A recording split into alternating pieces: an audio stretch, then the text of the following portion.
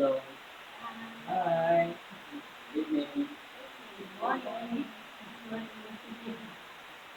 Sa pangalan po ng dakilang Panginoon po, isang mapagpalang gabi sa bawat isa. Po ang salamat natin. Buwan ng September. Ano yung natin sa pangalan? Amen. Eh, kung meron tayo nakikita siya, sa wala ko na sa kanya, hindi natin matataan, ang bigyan natin ng kailangan, ang pangalan na iulat sa pangarapan natin. Sorry po dito sa kapitulo 9,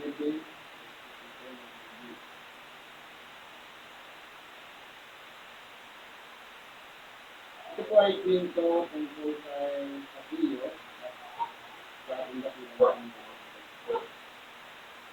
At siya'y pumasok at nagdaan sa Jericho. Narito, ang lalaki na nakasama sa namin Kapilyo.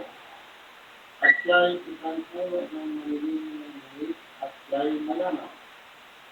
At pinipilitan mong nakita si Jesus kung sino kaya siya at hindi mangyari dahil sa maraming tao sa kagkakyan kanya.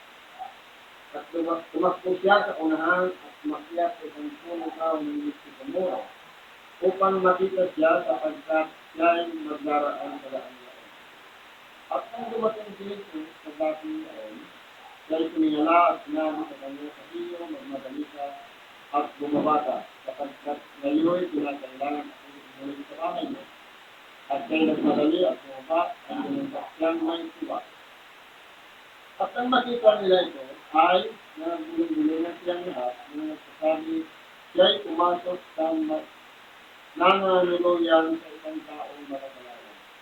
At si Zaccheo ay nagtindi at sinabi sa Panginoon, narito, Panginoon, ang lahat ng ating mga pag-aari ay ibinibigay ko sa mga bisa. At kung sakaling nakapilap ng magdaya sa kaninang tao ay isa sa ulo ng mataapat. At sinabi sa kanya ng ito, lumaking sa bahay ng Panginoon ang isang kalista at kay anak din naman ni Abraham. Sapagkat ang tao ay naparito upang hanapin at iligtas ay nawala. Kaya po, kung pag-aaralan natin, ano po ba ang naisipabi dito sa atin ng ating pamingkado dito? Kung sa i-visualize natin, dahil ang ating dakilang Panginoon ay pinikilala ng mga tao, nagkaroon po ng interest sa iyo na mapalapit sa ating dakilang Panginoon. Dahil nga, wala sa kakayahan. Dahil hindi makakatulakan, talo siya dahil maliit siya. Ang gumawa siya ng paraan. Na kung saan, tumakbo siya, tapos naghanap siya ng mga akitan, na yung akitan ngayon, dadaanan ng ating dakilang Panginoon. Ngayon po, ang tanong dito, ang ating dakilang Panginoon ay isang matuwid. Kinikilala ng mga tao, nire-respeto, at pinakalagahan ng lahat ng kanyang sinasabi. Marami ang nagsisunod sa kanya, marami din siyang pinagaling, at marami din siyang mga pinalaya sa pamamagitan ng mga masasamang espiritu o pinahirapan ng mga demonyo. Ngayon, ito po si Zaccheo ay isang mayaman at puno ng maniningil ng buwis na kung saan siya po ay ordinaryong nasa kalagayan ng gobyerno dahil siya na ay tax collector o maniningil ng buwis at siya pa ang head o namumuno doon. Ano po ba ang nagtuya kay Zaccheo para lumapit sa ating dakilang Panginoon? Yun lang bang kakitata ng ating dakilang Panginoon? O yung pagnanata ng makita lang siya? O yung nagtutulak sa kanyang puso na maisaayos niya na ang kanyang sarili. Ngayon, kung titingnan natin, paano natin i-apply sa ating buhay? Tayo pong mga tao, sabi niya, walang makalalapit sa akin maliban na siya'y palapitin sa akin ng aking ina. Ibig sabihin, meron mo talaga mga pangyayari na kapag taloob ba ng ama, kahit ayaw natin, nasusunod pa rin ang kalooban ng ama.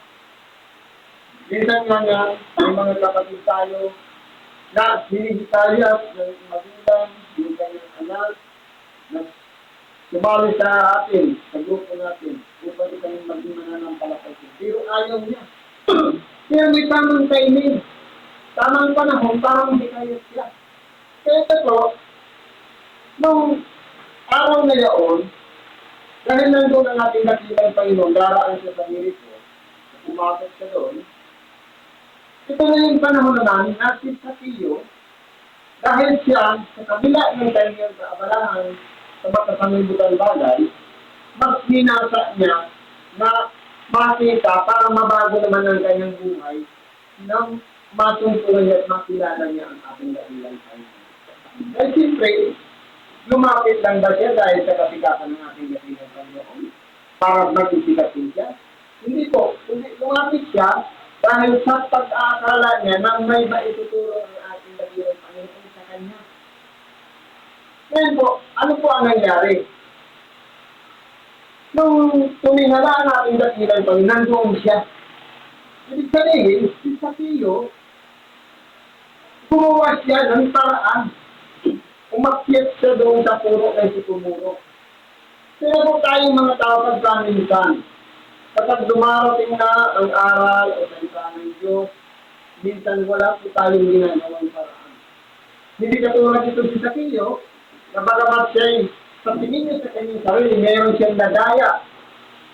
At yumaman siya doon sa tungkulin yun, pero bukal ang kanyang puso, ang kanyang kalooban na ibahagi yung kalahati ng kanyang kayamanan doon sa mga kapuspalan.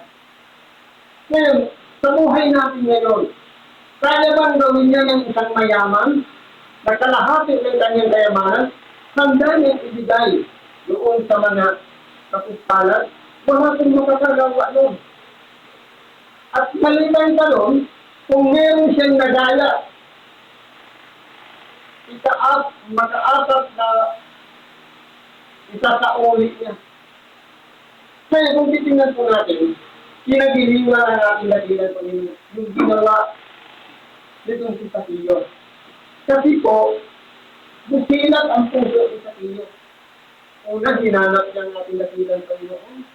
Yung mabalitaan niya nadadaan doon, umakyat na sa puno ng sikumuro. At pagkatapos siya, willing pa siya na ibigay ang lahat ng kayamanan na kalahati ng naraliyan sa kanya. Pero hindi tingnan po natin, isang halimbawa itong si Zaccheo, na kahit pala ang mga mayayaman, may chance rin pala baguhin ang kanilang sarili. Kung ito pong ginawa ni Zaccheo ay maging halimbawa sa kanila na kanilang gagawin. Sapagkat kung pag-aaralan po natin, wala naman tayong dala-dala nung tayo isilang sa sanlibutan. Maliban lang doon sa bahay bata. Sinabutan lang natin ang kayamanan. At tinitingnan po natin, ang kayamanan nandito na sa ibabaw lang ng sanlibutan. O sa ibabaw na ng lupa. Nagpapalipat-lipat lang siya ng panangalaga ng tao. Ang tao, magpapagod, magtatrabaho sa sahod. Lumipat kasi yung kayamanan, yung pera. Siyempre, gagastusin mo rin naman yan. Kung idadaan mo sa pagkakipon mo, dadaan mo sa negosyo, hindi siyang umusbong, hindi lumago, hindi lumaki. Kaya po, doon tayo binibigyan ng karunungan ng Diyos para magamit natin ng tama, para maitalakang natin ng maayos, kumita, sumubo, at tayo'y magkaroon ng kumbaga, beneficyo doon sa pagsisikap natin. Pero po, dito sa kalagayan na to, mayaman siya. Imagine na lang kung halimbawa 1 billion yung kayamanan niya, tapos yung 500 million, kaya niyang ibigay. Alang-alang lang sa pag-ibig. Alang-alang lang sa takot lang ba sa ating kasilang Panginoon, kaya niya gagawin yun? Hindi po. Dahil nasuntungan niya sa kanyang puso na ang ating dakilang Panginoon ay gumagawa ng mabuti. Kaya niya rin gumawa ng mabuti sa kanyang kapwa. Na kahit kalahati ng kanyang kayamanan ay pwede niya ibahagi doon sa mga tapos palad. At hindi pa doon. Lahat ng record na kanyang nagawa, kung sakali man mayroon siyang nagaya, handa niya pang ibigay times 4. Kung halimbawa, nakadaya siya ng 50,000, ibabalik niya ng 200,000. Ganun po ang pagpapahalaga ni Zaccheo. Sapagkat sabi ng ating kasilang, dumating na sa bahay na ito ang kaligtasan. Sa pagkatuwid, tinitingnan pala ng ating dakilang Panginoon yung ating voluntarism, yung handa nating pagbigay ng mga bagay na isaya natin isakripisyo ang anumang bagay na yun pala ang mga kasarapan sa pagsunod sa ating dakilang Panginoon. Kaya di ba sinabi ng ating dakilang? Di ba sinabi ng ating dakilang Panginoon? If you want to follow me, deny yourself. Maibig din naman sumunod sa akin, limutin ang ukol sa kanyang sarili. Sa tingin kasi ni Zaccheo, maaari yung kayamanan niya, maging sagabal yun, para makasunod siya sa ating dakilang Panginoon. Kaya ang ginawa niya, tatakyasan niya ng kalahati at times 4 doon sa nadaya niya. Kasi baka yun ang maging dahilan na magiging kaagaw yun sa halip na makasunod silang focus sa ating dakilang Panginoon. Ginawa niya upang sa ganun, ang kanyang pagsunod sa ating dakilang Panginoon ay hindi makakakin yung attention niya. Kaya ganyan din po ang tinuturo sa atin ng ating dakilang Panginoon. Tudo po, meron tayong mga tinatawag na pinagkakaabalahan. Meron tayong negosyo, meron tayong trabaho, estudyante tayo kung ano ba ang pinagkakaabalahan natin. Kaya ba natin isakripisyo yung mga bagay na yun, alang-alang nilang sa pagsunod. Kasi po tawag sa atin, ang lahat ng tinawag ng ating dakilang Panginoon ay followers sa kasunod niya. Lamang, pagkaminsan, inilatag niya na ang daanan na ating pagsusundan. Tayo po minsan natatakot sa mga mangyayari sa daan na yan. Kapag dumating diyan, tayo lumugmok, nalugi tayo, o kaya pinagpinaan tayo ng loob. Nagkaroon tayo ng mga karamdaman o mga bigat ng mga problema na dumarating sa ating buhay. Yan po ang takot na yan ang dapat iwakit natin. Kundi, sabi nito, si Zaccheo gumagawa ng paraan. Kung tayo pong mga tao ay handa rin natin isakripisyo at gumawa ng paraan para lumapit sa ating dakilang Panginoon, marahil magsigit pa doon sa pinakawalan. Si Zaccheo ang kanyang tatanggapin sapagkat yung kayamanan na yun ay maiiwan lang sa sanlibutan.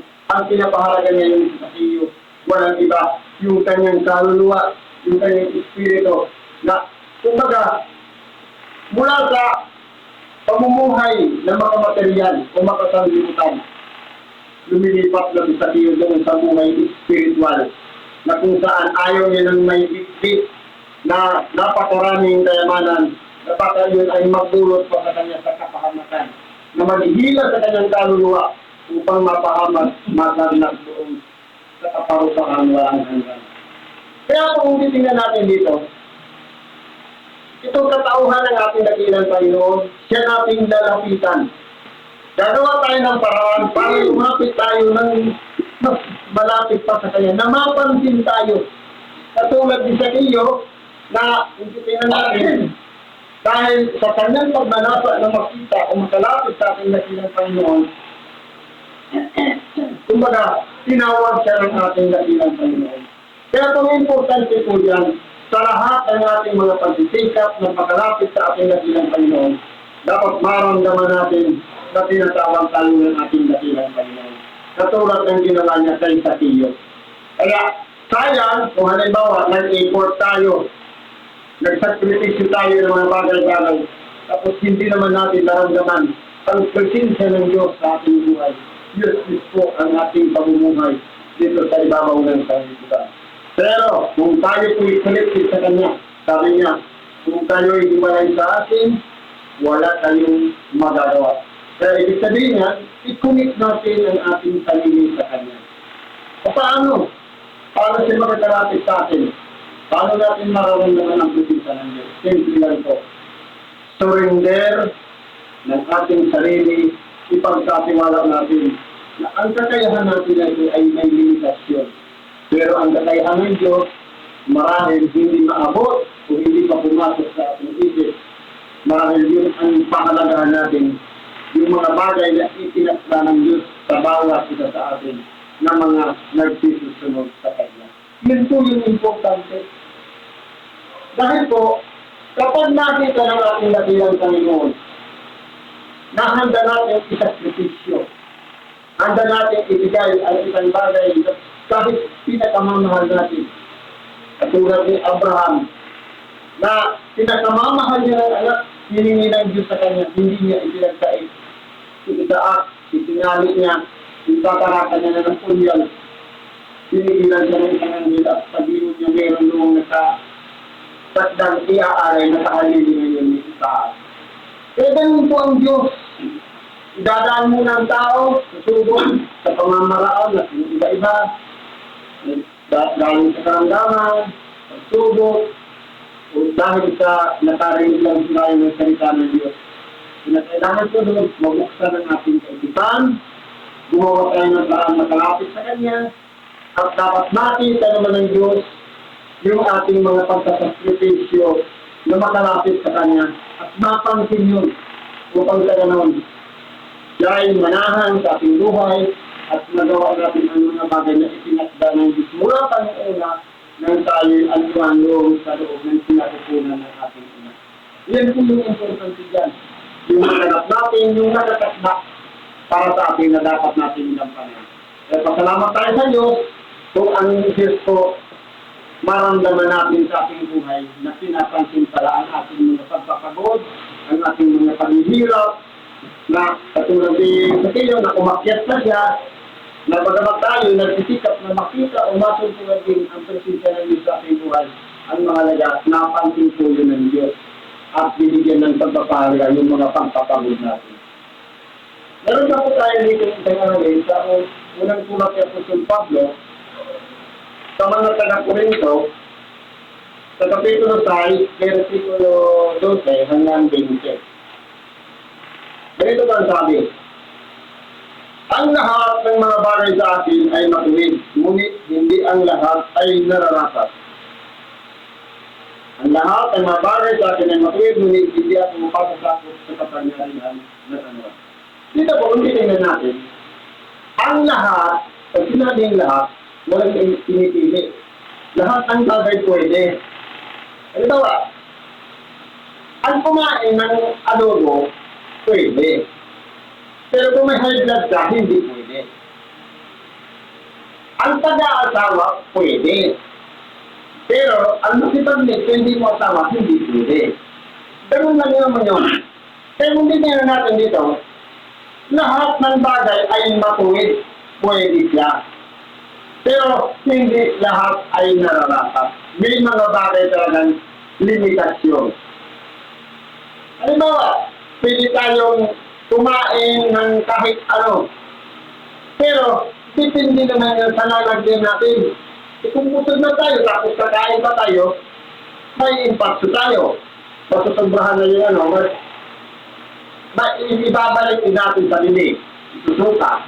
Kaya kung titignan natin, kung isa lang pwede, dalawa, sobra na yan, tama ka na lang din sa isa. Kaya kung titignan po natin dito, naghalimbawa, ang mga pagkain ay patyan. At ang tiyan ay sa pagkain. Ito po, bakit mayroong pagkain? Para saan ba yun? Siyempre, para sa pangangailangan ng tiyan. At bakit sa may tiyan? Para saan ba yun? Dahil meron siyang yung imbakan ng pagkain. Kaya ang sabi dito, ngunit, takwa iwasak ng Diyos yaon at ang mga ito. Ibig sabihin yung pagkain, kung titingnan nga natin ang pagkain ngayon, minsan, palipasin lang natin ng 12 oras, anis na. At yung katawan naman natin, may hangganan din. Kaya tapos siya iwawasak ng Diyos. Ano sabi dito? Sapagkat ang katawan ay hindi sa pagkikiyatid, kundi sa Panginoon at ang Panginoon ay sa katawan. Ang importante po dyan, yung katawan natin, saan ba natin ginagamit? Kung iyan ay sa Panginoon at tayo naman ay sa Panginoon, dapat po ang pagkulo lang natin ng pansin, ang gamitin ng Panginoon ng ating katawan ay kanunuwalhati niya, hindi sa pagtulong sa may karamdaman, o sa pagpapagaling ng may karamdaman, o kaya sa panangaral ng salita ng Diyos. Sapagkat meron tayong tinatawag na my way at his way. May gusto tayo na hindi naman pala pinapayagan ng Panginoon. At may ayaw tayo na yun pala ang gusto ng Panginoon sa atin. Kaya hindi tingnan po natin dito. Sabi nga, ang pakikiapid. Yung pakikiapid, halimbawa, yun na yung ama natin. Tapos meron siyang kapartner o pangalawang asawa. Tapos tayo yung anak na lalaki, nakipag-relasyon tayo doon sa kanyang pangalawang asawa ng natin, yung ang tawag doon, pakikiapid. Yan po ay karumihan, kasalanan. At muling binuhay ng Diyos ang Panginoon at muling bubuhayin naman tayo sa pamamagitan ng kanyang kapangyarihan. Ibig sabihin, ito po yung pangako.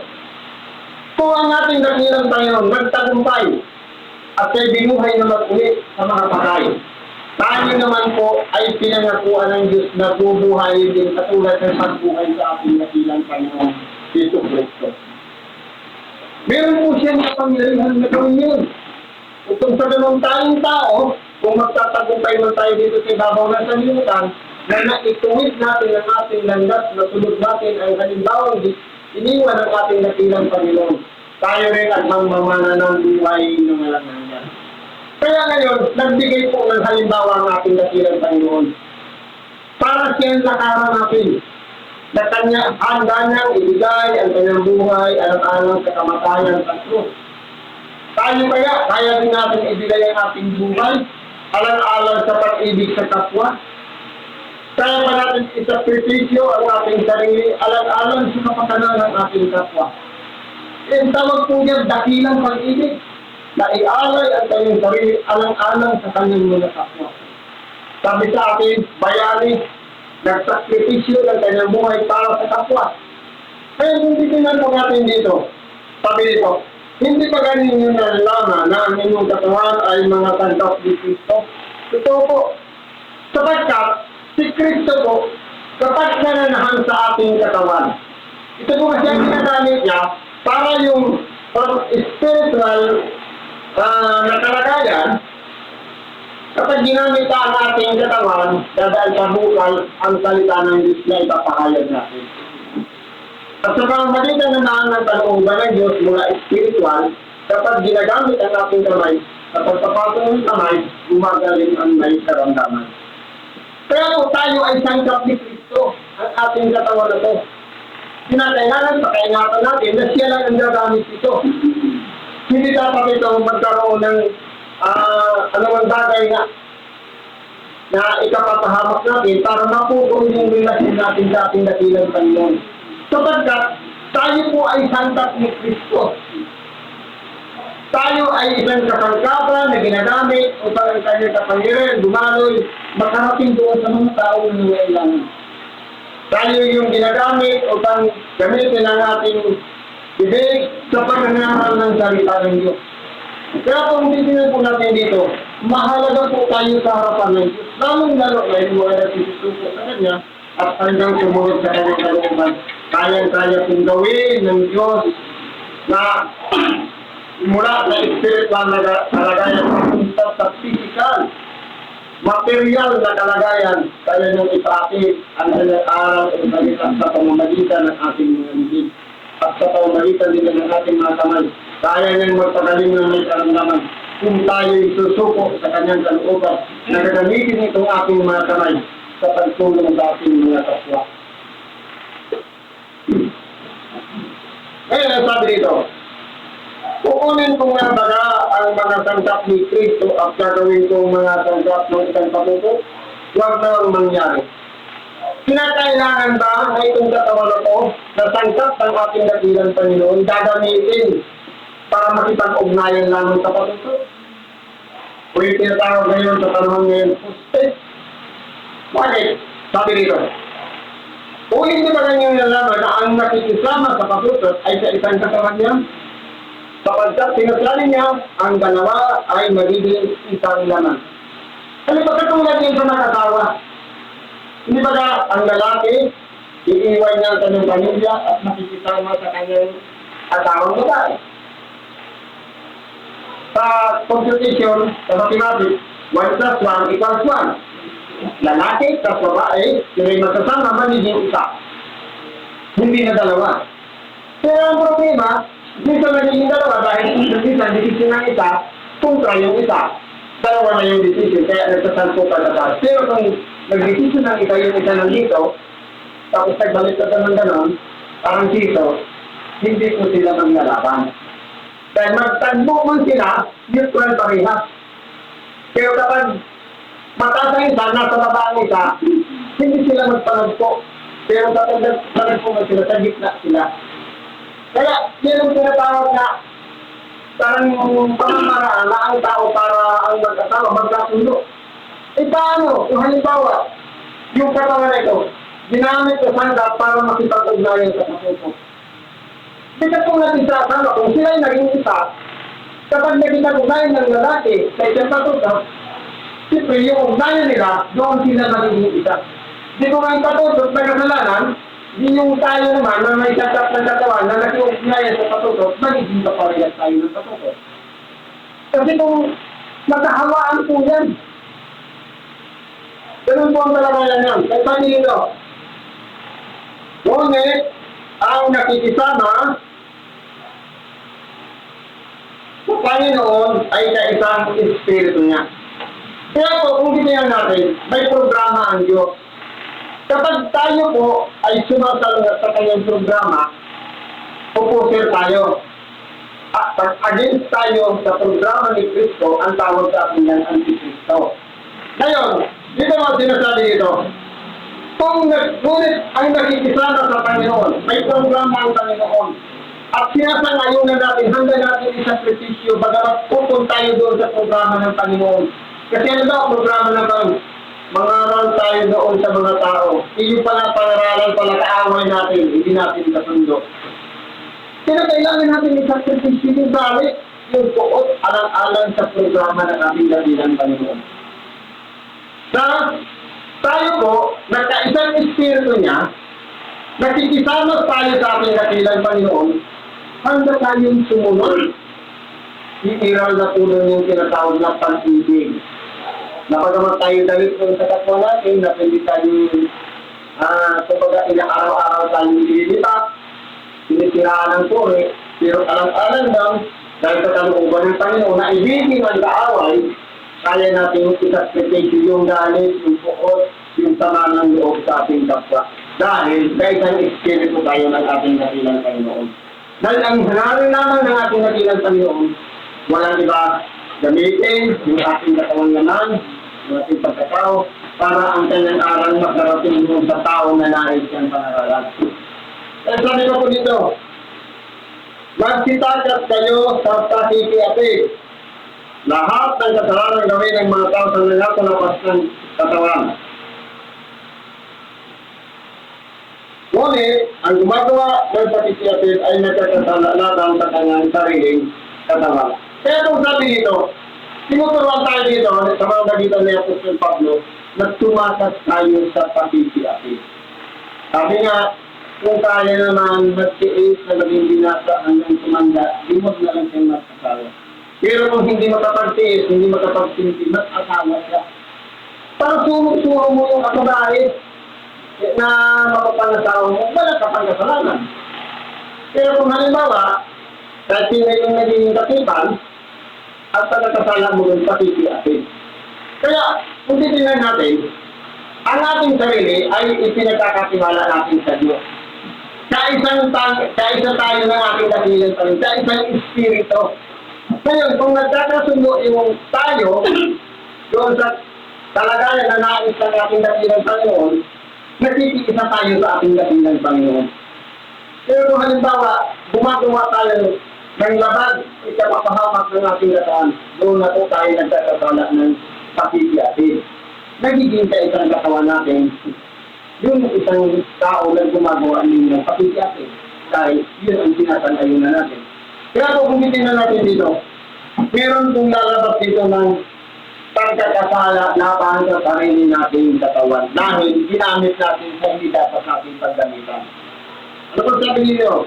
O hindi ba ganun yung nalalaman na ang inyong katawan ay templo ng Espiritu Santo na nasa inyo? Dapat pumalaman natin na kaya pala tayo na dito sa ibabaw ng sanlibutan. Tayo po pala ang tinatawag ng templo ng Diyos o templo ng Espiritu Santo. Ngayon, magtatanong tayo, ano ba yung itinayo ng ating dakilang Panginoon na iglesia? Yun ba ay chapel, simbahan? Tayo po yung iglesia ng ating dakilang Panginoon.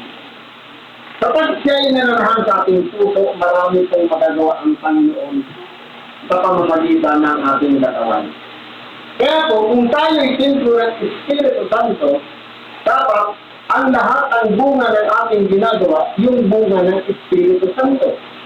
Walang iba, pag-ibig, sapagkat ang Espiritu Santo ay mula sa Diyos. Ang Diyos ay Espiritu. At ang Diyos ay pag-ibig. Dapat ang bunga rin yung pag-ibig sa kapwa. Paano kung halimbawa, lumipas yung panahon, dati noon may kagalit tayo, pagkatapos lumipas yung panahon, galit pa rin tayo, makatawag ba tayong pinananahanan ng Espiritu Santo? Hindi po. Dahil, nasa kalagayan pa rin tayong tamang. Dahil yung galit nandiyan pa rin, yung puot, hindi pa nawawala. Paano kung i-release natin yan? Sabi nga, alam mo nang masama yung magalit, bitbitin natin yan sa ating buhay, pabigat sa ating katawan. Mabigat na pala, bakit hindi mo bitawan? Ibaba mo. Pag nagsagalong, gumaan ang ating pakiramdam. Hayaan natin ang Espiritu Santo, ang mga hangatang buhay. Gamitin tayo, maging simple ito ng Espiritu Santo ang ating katawan. Upang sa ganon, ito po ang kalooban kasi ng Diyos. Sabi dito, ang inyong katawan ay simple ng Espiritu Santo na nasa inyo, na tinanggap ninyo sa Diyos at hindi kayo sa inyong sarili. Kaya kung tingnan natin, ano ba ang ginagawa ng mga tao ngayon? Totoo, sa pamamagitan ng kanyang sarili, nagpapasikat ng kanyang pangalan. Nilalathala yung kanilang mga pangalan na ito yung ginawa niya. Kaya kung titingnan po natin dito, kung tayo po ay pinananahangan ng Espiritu Santo, o templo ng Espiritu Santo, dapat makikita sa ating buhay, ano ba ang nasa ng Espiritu Santo? Walang iba, ang gamitin tayo upang sa ganun, yung kapangyarihan ng Diyos, makaabot dun sa mga tao na nangangailangan ng pagsalina ng Diyos. Halimbawa, ang itinagdalaw sa atin mga aral ng salita ng Diyos, huwag natin ipagkakait ang salita ng Diyos na makarami dun sa mga tao. Kaya na itinagkatiwala sa atin ang salita, nagagamitin ang ating Diyos para ipangaral ang salita ng Diyos para sa kanila. Dahil yun po yung kaloob na nasa atin. Sinupunsagra lang naman yan. Sabi nga doon sa unang Timoteo, basahin natin. Huwag mong pabayaan ang biyayang nasa iyo. Sabi po dito, huwag mong pabayaan ang kaloob na nasa iyo. Nasa iyo'y ibinigay sa pamamagitan ng mula na may pagkakatong ng kamay ng kapulungan ng mga presbitero.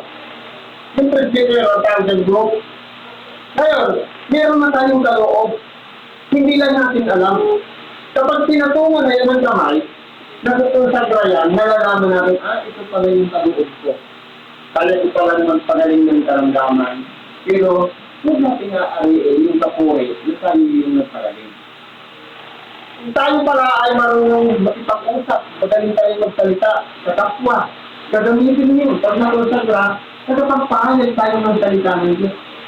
Kaya kung titignan natin dito sa Corinto, tayo yung templo o ang ating katawan ay templo ng Espiritu Santo na tinanggap natin.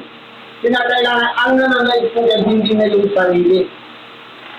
Napagkaminsan, oras ng pagsimba, halimbawa kagaya ng inaral ng punong Evangelista kahapon. Ang sabi niya, kayong mga Evangelista, huwag niyong iisipin na sarili niyo ang oras.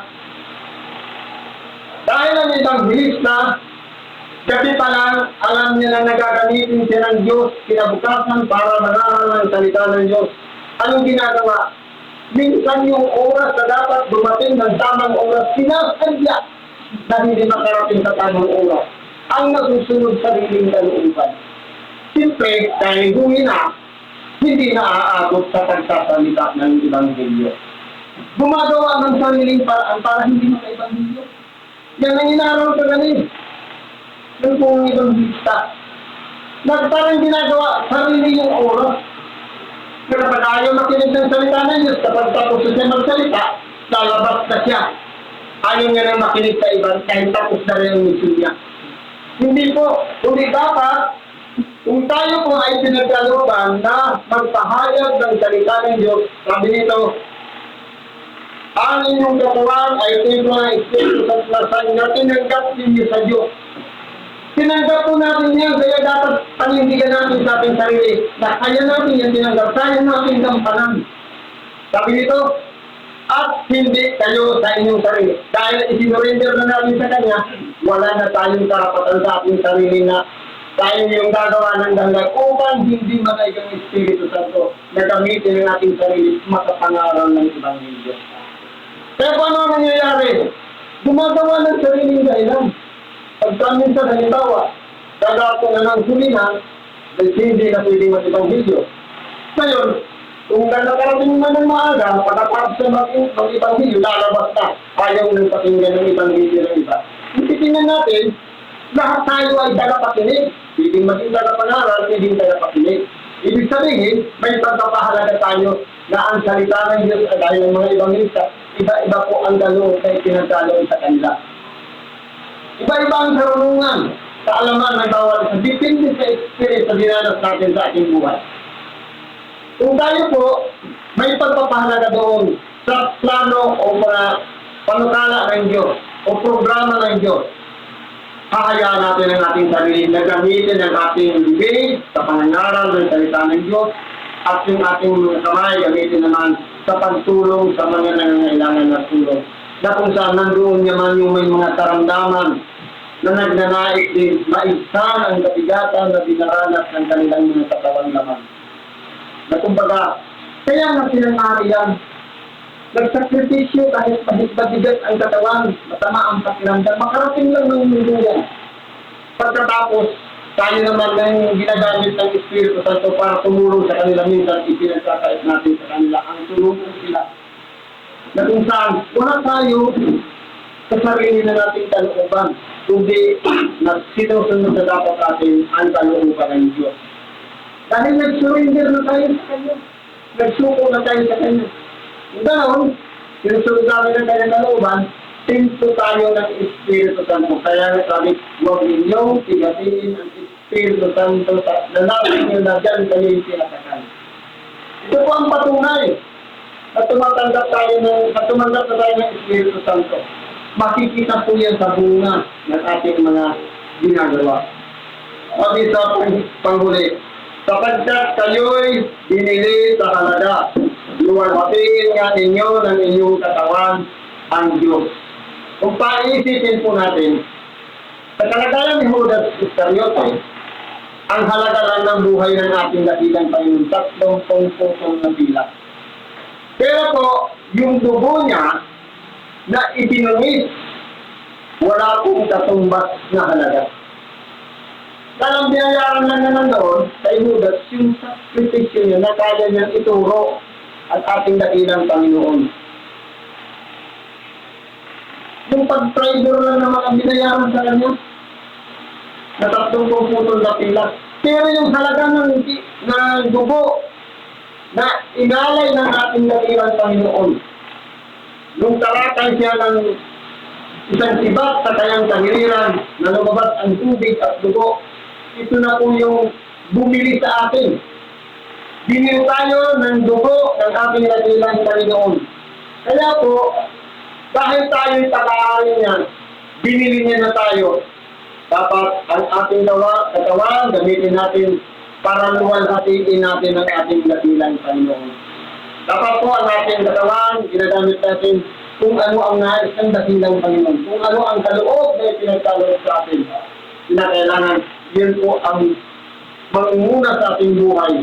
Kapag meron po, sabi nga, palagi kong sinasabi, meron this way and by way. Meron tayong sariling kalooban at kalooban ng Diyos. Alin ba ang mananaig sa ating sarili? Kalooban ng Diyos o sarili nating kalooban? Kasi may plano din tayo, pero ang Diyos may plano din sa atin. Dapat, ang mas nananaig doon, yung plano ng Diyos sa ating buhay. Siguro po ang ganda na lang pagkikibahagi natin sapagkat hindi tayo ng ugat, salamat po sa Diyos. At ipagkatiwala natin sa Diyos ang lahat ng ating mga kahilingan, ang ating mga dinudulog sa Kanya. Sa ngalan ni Kristo, salamat at mapagpalang gabi sa ating lahat.